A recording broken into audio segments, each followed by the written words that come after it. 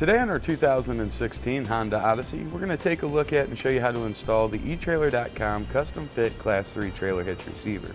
Offering the 2" by 2" receiver tube opening and a carbide finish, the part number is E98862. Now here's what our hitch is going to look like installed. We've got a side plate here. Our cross tube is going to go all the way across the rear into our other side plate. Those go up and they're going to make the connection point with our frame to give us all the strength.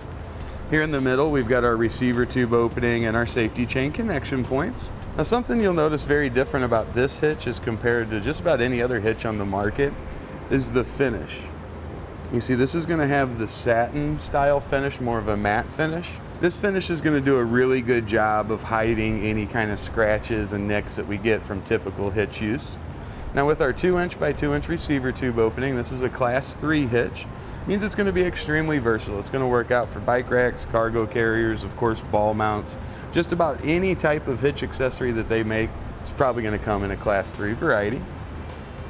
To secure all those items in place, we're going to use the 5/8 diameter pinhole here on the side. There's plenty of room around it there, as you can see, so whether you want to do just a standard pin and clip, a locking hitch pin, or even an anti-rattle device, there's more than enough room for you to make those work. Safety chain connection points are going to be here. These are going to work out with most of your utility trailers. I don't think you'll have any issue there. If you're using a really big clevis style hook, it'll clip in there. You might have just a little bit of interference, like it not want to hang freely, but really in this type of hitch with this capacity, you're probably not going to be dealing with those size hooks. Now as far as looks go, this is the most common look that you're going to see from an Odyssey hitch, where that cross tube comes across. We do offer one from Draw-Tite. The part number is 76025. Really in that case, all you're going to have is the receiver tube opening and safety chain connection points. The crossbar is going to be in behind the fascia. So in my opinion, that is a better looking hitch because we don't have to see this the whole time. But something you want to keep in mind, the install is a lot more involved with that one. In that case, you're going to be taking this rear fascia off and mounting it in behind the bumper bolts. So it's kind of a give and take there. I think it's a nicer looking hitch, but there is a lot more work associated with it. Now as far as weight ratings are concerned, we have a 350-pound tongue weight rating. That's the maximum downward force we can put here at the receiver tube opening, and it gives us a 3,500-pound gross trailer weight rating. It's going to be the total weight of our trailer and anything that we load up on it. It is rated for use with weight distribution. When using weight distribution, the tongue weight rating is going to go up to 500 pounds. The gross trailer weight rating goes up to 5,000, but definitely check out the owner's manual to see what the Odyssey is rated for and don't go over that. Now a few measurements that'll be helpful when it comes time to select your ball mount bike rack or hitch cargo carrier will be from the ground to the inside top edge of the receiver tube opening. We've got about 13.5 inches. Then from the center of our hitch pinhole to the outermost edge of our bumper, it's about 4 3/4. Now to begin your installation, that's kind of going to depend on your van. If it has this plastic cover, we need to get this down and out of the way. Later we'll show you, you can either cut it and replace it or just leave it down. That's going to be up to you. We've got a few push pin fasteners. We've got 1, 2, and 3 here. Then we need to come around to the front. There's a 10mm bolt right up in this slot. We're going to remove it, and we may have one over here if you have these mud flaps, or maybe an additional one. Push pin fastener typically. We'll take a look in a minute.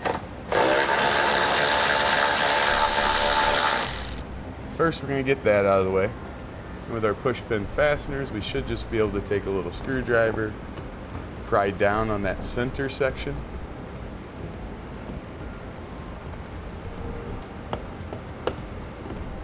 And you see that whole thing will come out there. We'll just do that for our other 2 points. So that's what they're going to look like. Once you pull that center section out, these tabs will move in so you can pull it out. And it's just the opposite when you put them back in. Put it in, and press that center up and in.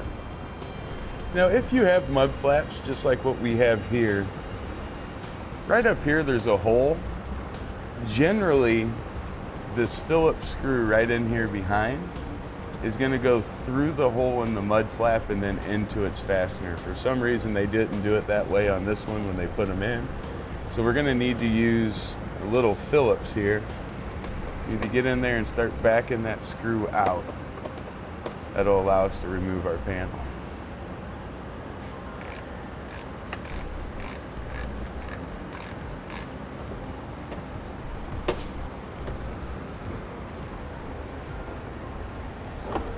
flex that, move it down and out.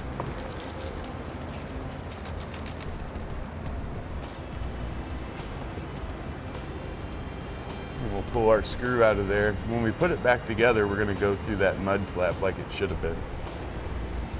Now we're here on the passenger side. This is where the exhaust comes out. Two of our attachment points are right up above it. We've got one here, we've got one here. Now, while it doesn't tell you to do it in the instructions, if you can remove this exhaust hanger here and the one located right up here, kind of in the middle of the car where it makes this bend, you'll be able to move that a little bit side to side, and it should make it easier to get in there and torque down those bolts. Now, again, it's not a requirement, but it can make your install process a little bit easier.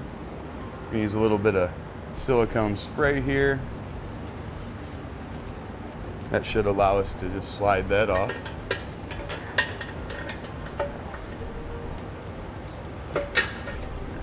Just kind of rotate that out of the way. Do the same thing on the one over here.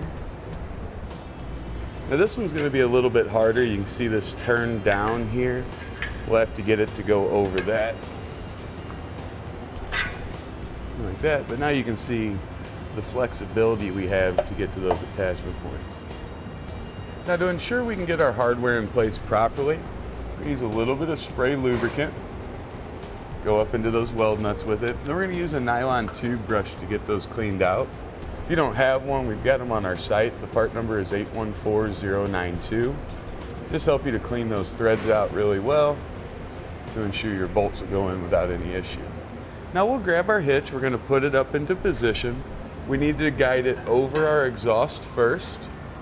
We'll bring our driver's side up. Just need to get our holes aligned. Then we're going to secure it with the fasteners provided.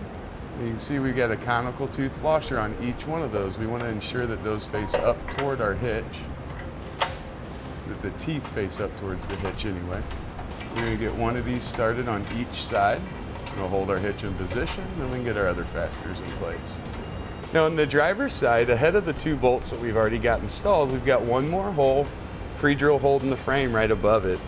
We're going to use a fish wire so we can get our carriage bolt and our spacer block in place there.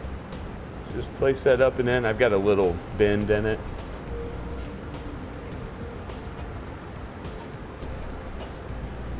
Bring that forward, out of our access hole. We'll put on our spacer block, thread on that carriage bolt, and it'll be best if you can push this up in first and then let your bolt go up and in. Pull it down through, and that's where we'll put that flange nut. Get that threaded on. Now we'll check our instructions. We want to get all of our bolts secured. We're going to snug them down first, of course, and then we'll torque them. The torque specifications are listed there.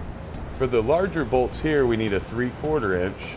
For this smaller flange nut here, you're going to need an 11/16.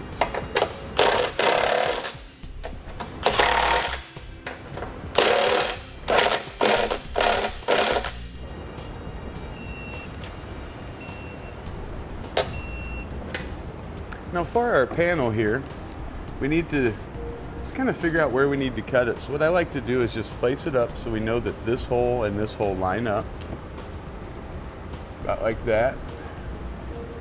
And just look where the hitch is going to interfere. So this area looks like it's going to be fine. We might have to trim it a little. But pretty much it's just come down from right here. Go in just a touch.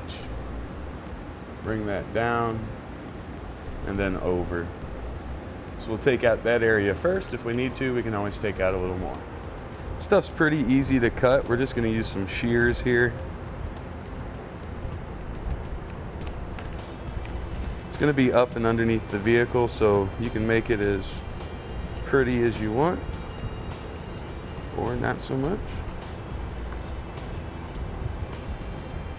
And we'll test it, see if it fits. If not, we can, again, like I said, take out a little bit more.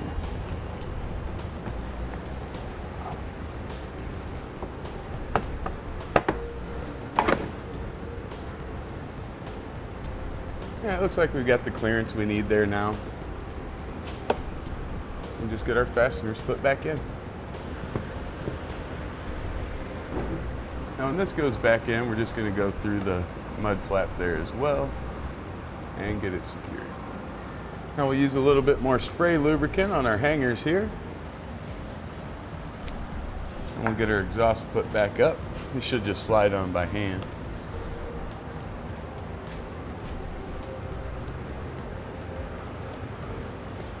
All right, at that point our hitch is ready for use. And that'll complete our installation of the etrailer.com custom fit class 3 trailer hitch receiver, part number E98862, on our 2016 Honda Odyssey.